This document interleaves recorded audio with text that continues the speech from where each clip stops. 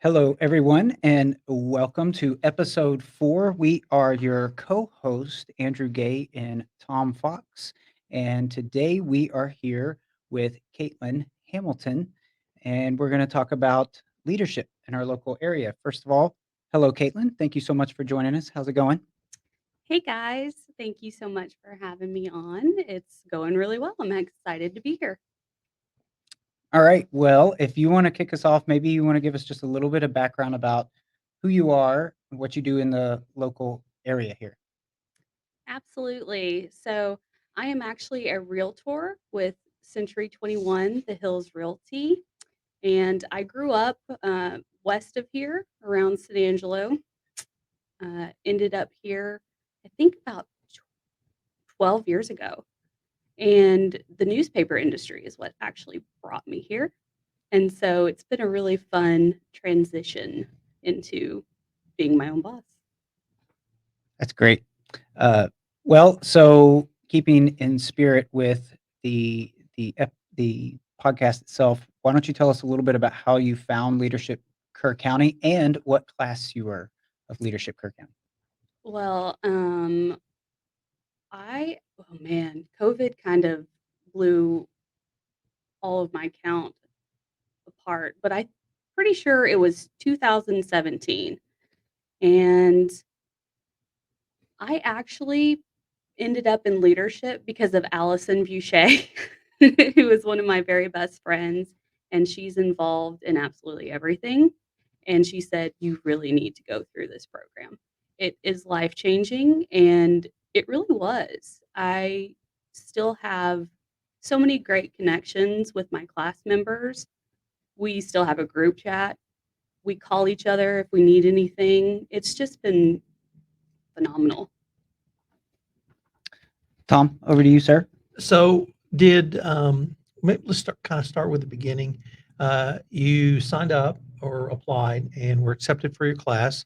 What were some of the early experiences you guys literally kind of walk us through your year for your class?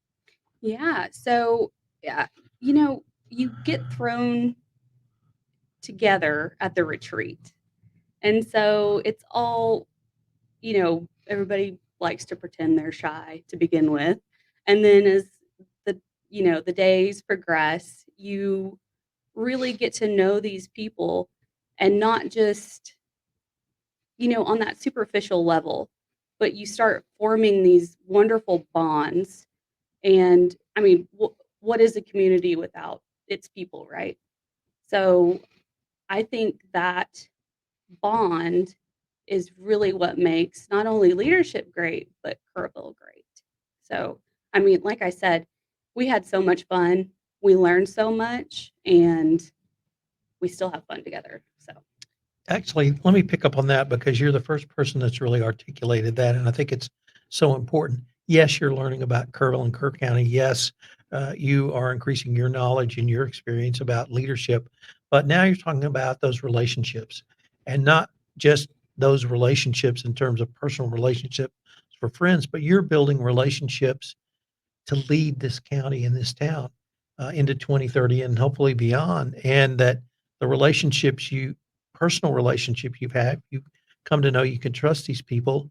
And that if someone else has gone through the program, you at least have confidence that they've studied and learned some of the same things you have. And perhaps that would give you an additional foundation to work together. But that I think is a hugely significant part of leadership, Kerr County, that you're creating these personal relationships with your fellow class members. And as you said, we're still having a Zoom call, and there are people you call, when you need to or when you want to. So that's such a significant part of that, and literally the first person that's really articulated that. So I really want to give you kudos for that.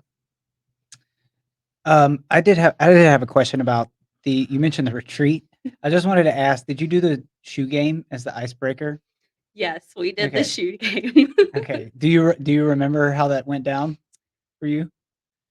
Like, did you like it? Did you not like it? Was it were I'm, you nervous sitting there? Because I know I kind of was, honestly. I think I made up the most ridiculous stuff that I could have. I picked up a shoe and I was like, oh, must be a lunch lady or so. I can't even remember what I said, but it was so silly and outlandish.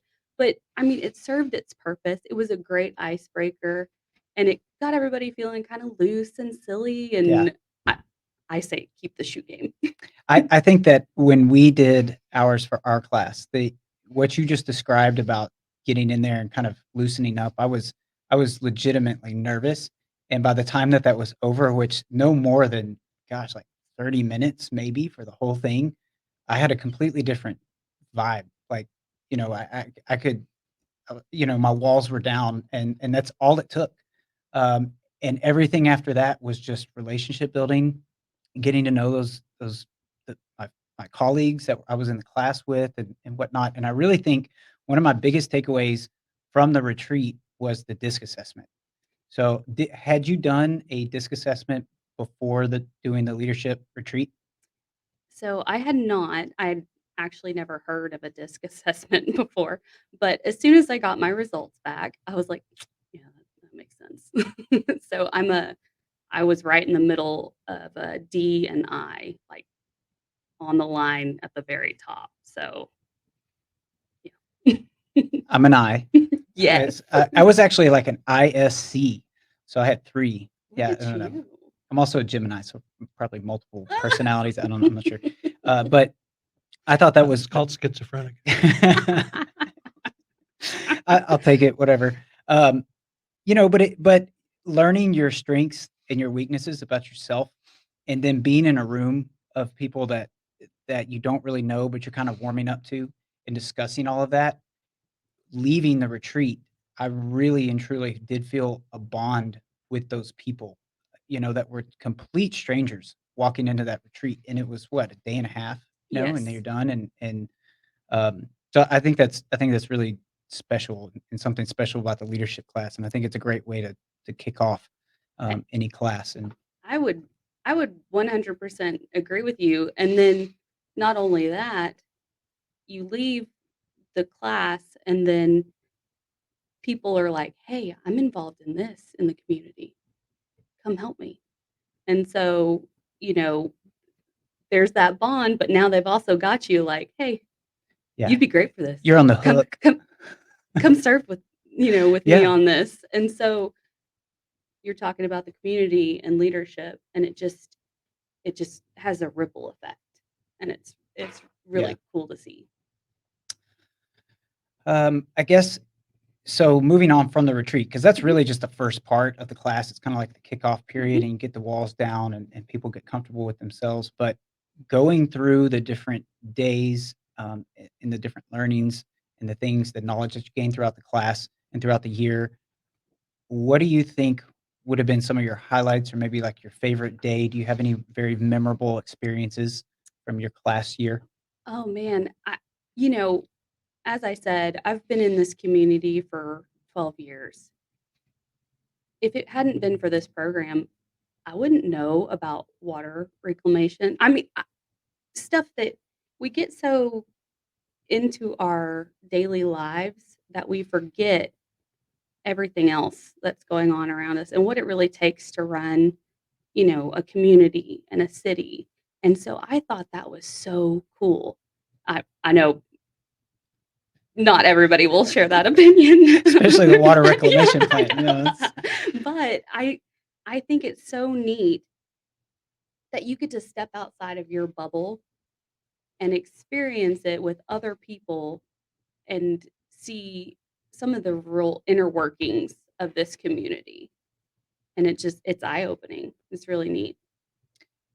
it was very eye-opening for myself too, and I Mhm. really think that going around and being exposed to that, you build out an idea and a framework of the underbelly of what it, like you said, of what it really takes to run city, county, and all the different, pieces of the municipality puzzle, if you will. And one of the things that stood out to me was some of these people that work at some of those plants and things that are essential services of the city or whatever it may be, have been there for a really long time. And I would have never rubbed elbows with those people, I don't think, if I wouldn't have gotten outside my bubble. And that's really, I think that's really special too. But I guess just to that point, how do you think, because one thing we did not mention is you and I serve on the steering committee together now. So, and we're in the first year steering committee members, which is Woohoo! awesome. I was a class participant last year. And, shifting from being a class participant to now being on the steering committee, can you recall anything that comes to mind that is different about being the class participant versus now being on the steering committee and going through some of those same um, classes and whatnot, but on the flip side? Yeah, well, I mean, number 1, instead of being in the trenches trying to learn how to work together with all these different personalities, you're seeing it from the outside looking in. So that's been a real I was like, "Man, did we sound like this? Did we did we, have these moments where we were like, "Oh my gosh, what are we gonna do?" Yes, So I do know. yeah, okay. So that's been really interesting. Um, but it's also been a joy to watch people bond and, work together. And I mean, they're coming from completely different areas. And to see those barriers break down for, a big project, it's wonderful. And the big project is Easter Fest, which I'm Mhm. really looking forward to this year. And I really think that, for me, kind of to your point about what you were saying, on the flip side of it, the pressure definitely feels like it's off being on the steering committee, because when you're in it, you're the one trying to figure out how to do things, problem solve, continuously bond with those people and do that kind of work. And on the flip side of that, it's kind of like you get to watch that happen in other people. And I really think that's been really special for myself. So I'm glad that you kind of share some of that same Absolutely. perspective. So I wondered if you could say a few words about why you think it's so important for a town the size of Kerrville, in a relatively rural part of West Texas, to have this type of leadership development program, s- uh, so that we move forward. What kind of your thoughts on why we even need this kind of program? It's a big question. That is a big question. I know. Well, and I think it once again goes back to those relationships that you create because now you're probably more likely to do business with someone you know. We were just talking about that earlier. But it also gives you a way to learn how to communicate with others and you find out their interests and like we were saying all of a sudden you have people knocking on your door. Hey, I think this would be a great fit for you. This particular program or this board or, something like Kerrville Pets Alive. You love animals too? Come help, things of that nature. So it's a beautiful engagement tool. And that's what our community needs. And we don't need just young people. We need people of all ages involved. And we need those ideas and we need those different personality types coming in to try and make our community better. And I think we're succeeding. I love it here. It's good. I think we would agree with you. I think both of us love it here too. So Now, I have to pick up on something else you said because once again, no one else has said this, and that's engagement. I now understand why you're such a good real estate agent. Well, thank you. You haven't said one thing about selling. You've talked about engagement, you've talked about relationships, and if that's the way you market yourself, no wonder you're so successful. I just bought it and I didn't know it. No, that's absolutely critical because, I mean, you obviously have been inspired to, become more involved as you and Andrew were talking about, and when you put the number of people in each class and multiply that by the number of years, you've got a fairly good sized pool of very talented, motivated people, to move forward. So it's really interesting your take. It is completely different than the other folks we've talked to. They've talked about the tactical, things they learn and how they were able to apply them, but you've taken it from a completely different angle. Very well done. Well, thank you. I guess so. We're getting kind of close to the end of our time here, but maybe do you have any parting thoughts as far as if someone's interested in getting involved in leadership? Obviously, the answer is do it. You know, um, but what would you say to someone that was kind of curious about getting involved in leadership? Just like if you had to say a few words about that to them. Oh gosh, I reach out. You're welcome to reach out to me. My phone number's out there. I'll answer any question I can. Um, but also take the chance. It's it's a beautiful program, and you're not only going to learn, which is fantastic, and have a deeper appreciation for our city, but you're also going to make lifelong friends. I mean, it, it's just wonderful. Just do it. Well Just do said. it. Also, and before we leave, do you want to give a quick plug if you're with Century 21, right? So if someone needs to find you or they got questions about purchasing or selling a home, where would they locate you? Absolutely. Yeah. So I am a realtor with Century 21, the Hills Realty. We are at 1726 Sydney Baker, which is right across the street from Billy's Western Wear and Home Depot, if that helps. And we're always there to chat with you. It doesn't matter if you're looking to buy, sell, downsize, upsize. We got you covered. And I've been in your guys' office, and it is a wonderful office space that you got there. So, Well, thank you. Caitlin, thank you again so much for joining us.